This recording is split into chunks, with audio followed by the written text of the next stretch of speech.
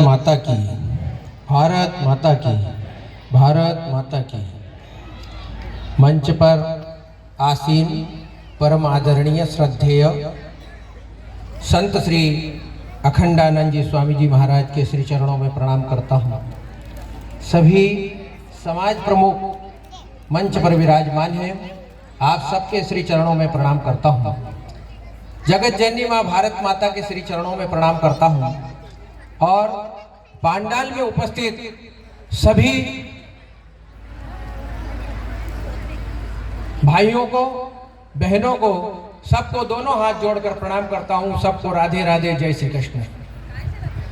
इतनी बड़ी संख्या में मातृशक्ति उपस्थित है, मैं विशेष रूप से मातृशक्ति का अभिनंदन करता हूँ कि हिंदू इस नाते, हिंदू सम्मेलन इस नाते इतनी बड़ी संख्या में मातृशक्ति उपस्थित हुई है। आप सबका दोनों हाथ जोड़ करके मैं बारंबार प्रणाम करता हूं और आपका हार्दिक अभिनंदन करता हूं। जैसे दीदी ने बताया कि शक्ति, तो शक्ति हमारे यहाँ कहा भी गया है, शक्ति सहित शिवम शिवम, शक्ति रहित सवम सवम। अगर शिव में भी जो शक्ति है, उसकी जो छोटी ई की मात्रा शिव में लगी है, तब तक वह शिव है, और वह मात्रा हटा देते हैं तो शव बन जाता है। तो शक्ति के बगैर तो कल्पना नहीं कर सकते, और बड़ी आनंद का विषय है। और मैं देख भी रहा था पिछले 2-3-4 दिनों से सिंघाना में जो हिंदू सम्मेलन की तैयारी हो रही थी, माताएं बहनें घर घर जाकर के निमंत्रण दे रही है, बड़े वीडियो मोबाइल पर चल रहे थे। बड़ा आनंद का विषय है। संघ के 100 वर्ष पूर्ण होने पर इस प्रकार के हिंदू सम्मेलन पूरे भारतवर्ष में आयोजित किए जा रहे हैं।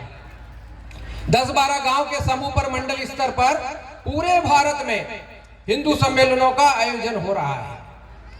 1925 में विजयादशमी के दिन, दशहरे के दिन, नागपुर के अंदर डॉक्टर केशव बलिराम हेडगेवार जी ने हिंदू समाज का संगठन करूंगा, ऐसा कहकर के उन्होंने कार्य की शुरुआत की थी, और आज 2025 में उसे 100 वर्ष पूर्ण हो गए।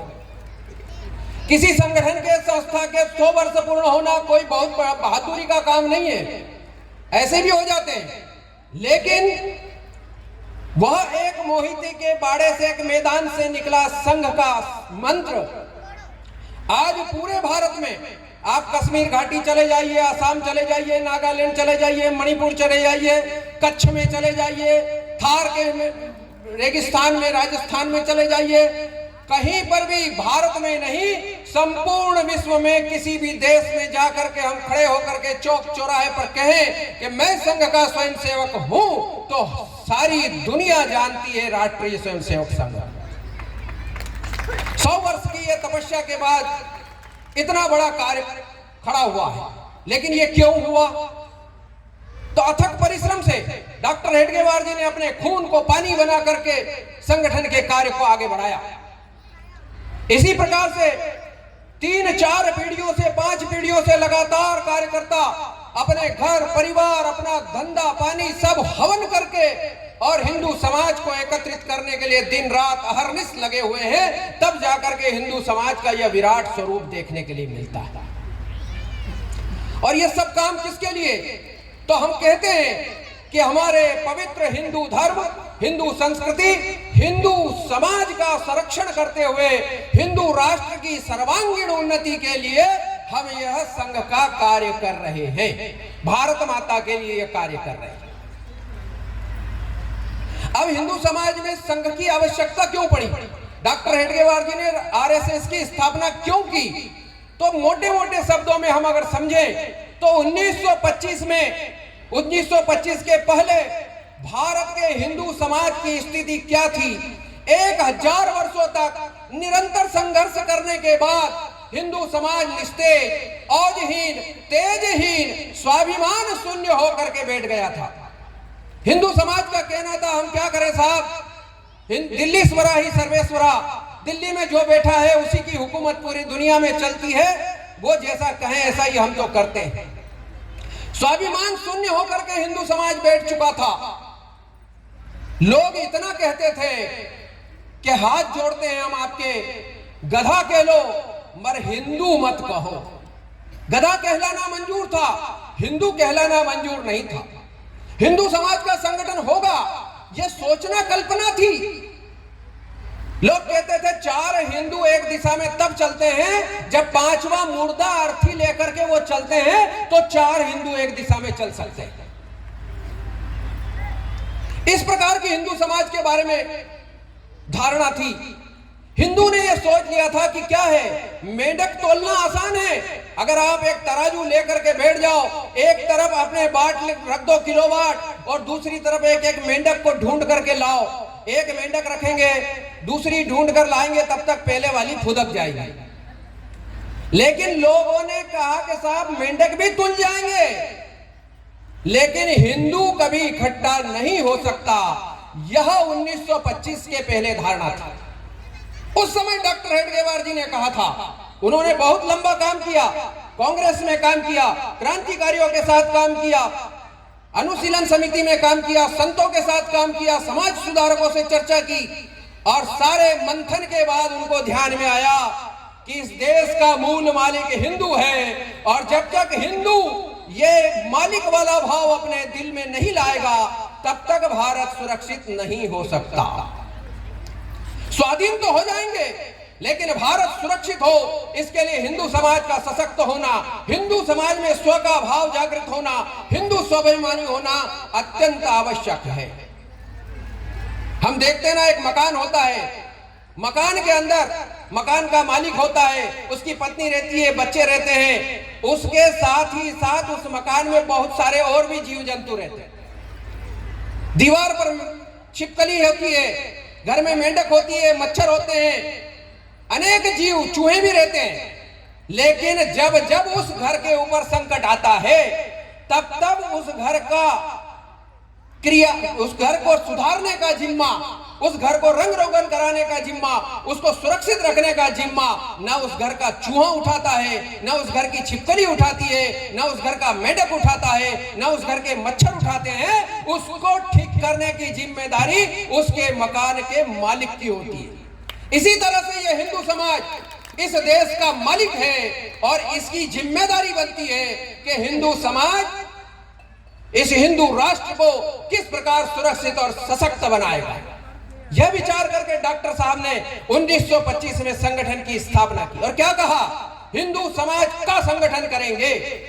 हिंदू समाज में संगठन नहीं करेंगे, कोई समिति नहीं बनानी, कोई प्रभावी ग्रुप नहीं बनाना, कोई दल नहीं बनाना, तो संपूर्ण हिंदू समाज का संगठन करेंगे।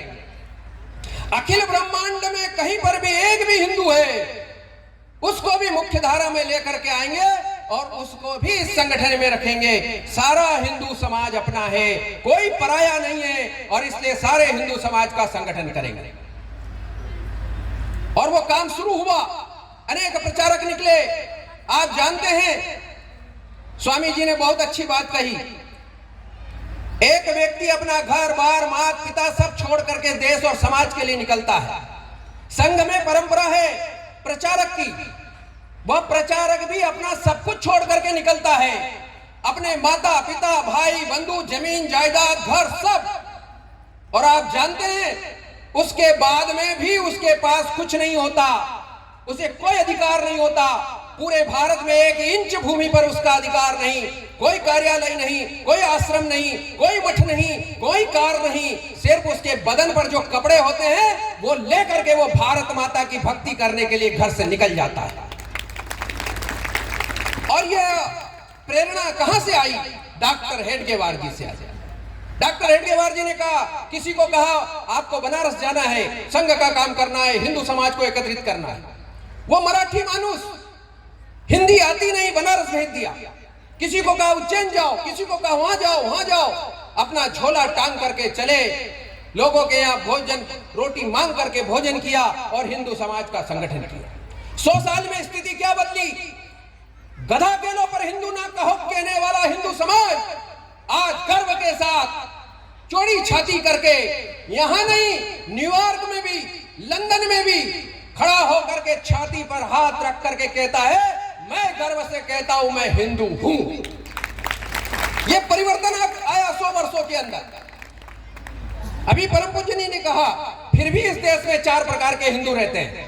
एक तो कहता है गर्व से कहता हूं मैं हिंदू हूं, दूसरा कहता है कि ठीक है हिंदू तो हूं पर इसमें गर्व की क्या बात है, मैं पूजा पाठ सब करता हूं, मैं हिंदू हूं। तीसरा कहता है शांति से बात करो, अपन घर में बैठ के बात करते हैं, देखो मैं भी पूजा वूजा करता हूं, सब करता हूं, मैं हिंदू हूं, ठीक है। और चौथा वाला तो कहता मैं भूल ही गया कि मैं क्या हूं। और जब जब हिंदू यह भूला कि मैं हिंदू हूं तब तब इस देश के ऊपर विपत्ति आई। क्यों कट करके भारत माता अलग हो गई, पाकिस्तान बना दिया गया, भारत के ऊपर छुरी चला दी गई? क्योंकि वहां हिंदू कम हो गया था, हिंदू अल्पसंख्यक हो गया, तो भारत से वह हिस्सा कट करके अलग हो गया। क्यों नहीं गया सिंगाना पाकिस्तान के अंदर, क्यों नहीं गया? जब एक छोर उधर एक छोर उधर, बांग्लादेश अलग अलग ऐसे बनाए देश, क्योंकि यहाँ बहुसंख्यक हिंदू समाज था जो इस भारत भूमि को अपनी मां मानता था, जो इसके सुख को अपना सुख और इसके दुख को अपना दुख मानता था, यहाँ के वीरों पर अपना गर्व करता था। इस कारण से यह भूमि सुरक्षित रही और जहां जहां हिंदू कम वो भाग भारत से विलग हो गया। डॉक्टर हेडगेवार जी ने एक शाखा शुरू की, व्यक्ति का निर्माण करेंगे, 1 घंटे शाखा, कबड्डी खेलेंगे, सूर्य नमस्कार लगाएंगे। लोग तब भी तंज कसते थे, कुछ लोग आज भी तंज कसते हैं। ये चड्डा पहनकर, पहले नेकरी होती थी ना, गणवेश तो अब हुआ, ये अपना फुल पैंट, चड्डा पहन करके हाथ में दंड लेकर के शाखा लगाने वाले आतंकवाद से लड़ लेंगे, उग्रवाद से लड़ लेंगे, ये भारत को परम पर ले जाएंगे। ऐसा तंज कसने वालों के लिए 1925 से चला संघ 2025 में, और जो व्यक्तियों का निर्माण इसकी शाखा में हुआ, उन्होंने विविध संगठन में जाकर के काम किया और अपने अपने स्तर पर मां भारती की सेवा करते हुए इस भारत का नाम पूरे विश्व के अंदर ऊंचा किया। पुनः विश्व गुरु के पद पर भारत आसीन होने जा रहा है। आज भारत का नाम पूरे विश्व के अंदर गौरव से लिया जाता है। किसी की हिम्मत नहीं जो भारत की ओर टेढ़ी निगाह करके देख सके। हम कहते थे, हम ही कहते थे साहब, दूसरे तो ठीक है, राम मंदिर बनेगा कि नहीं बनेगा, बनेगा कि नहीं बनेगा। पूछते थे, कई कार्यकर्ता मुझसे पूछते थे, बोले भाई साहब लोग ऐसा कहते हैं कि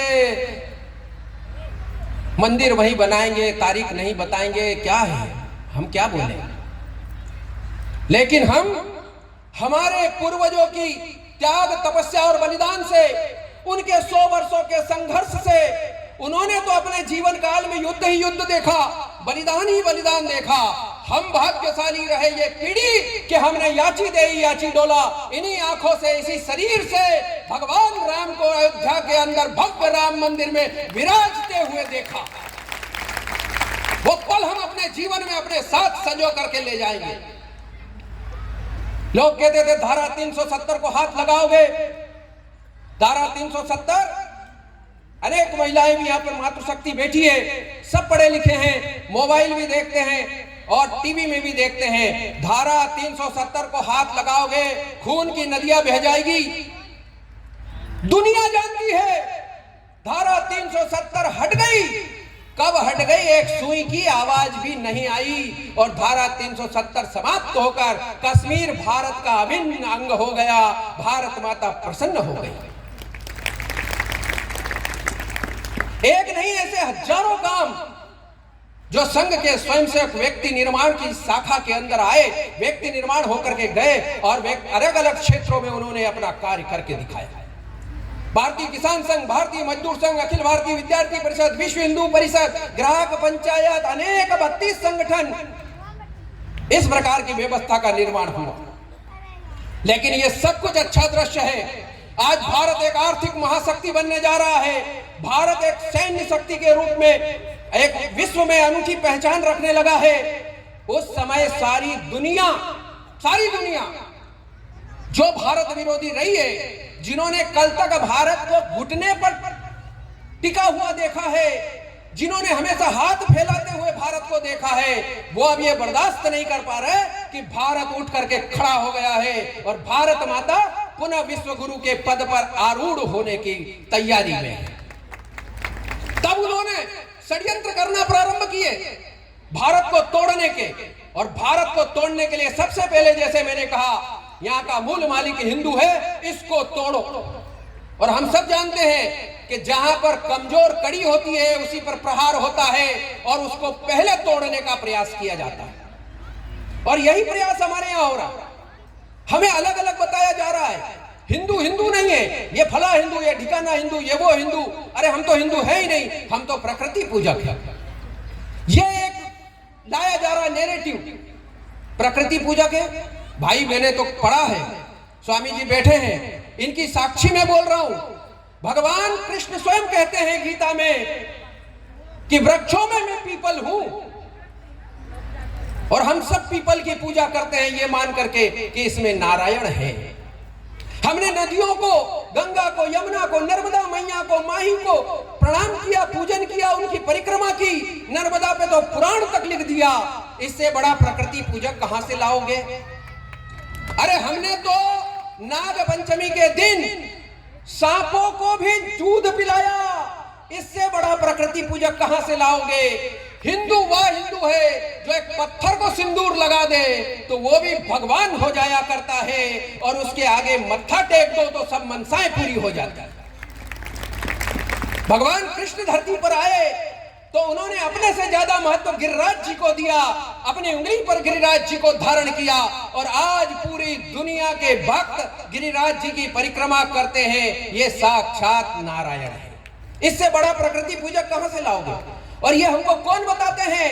25 दिसंबर के दिन प्लास्टिक के पेड़ की पूजा करने वाले बताते हैं। प्लास्टिक के पेड़ की पूजा करने वाले ईसाई हमको कहते हैं कि प्रकृति पूजक अलग है, तुम अलग हो, वो अलग है।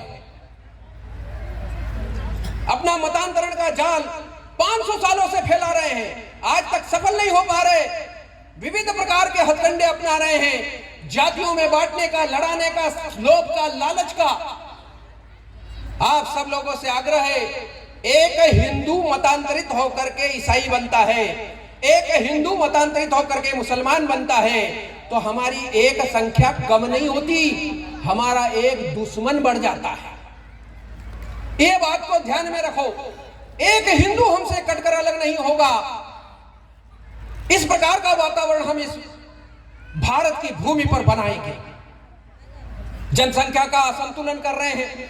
मैंने पहले भी कहा, जहां जहां हिंदू कम हुआ वो भाग भारत से कट गया, और जनसंख्या का असंतुलन ऐसे हो रहा है। अभी नई नवीन जनगणना होने वाली है, उसके जब आंकड़े आएंगे तो हमारी आंखें खुल जाएगी।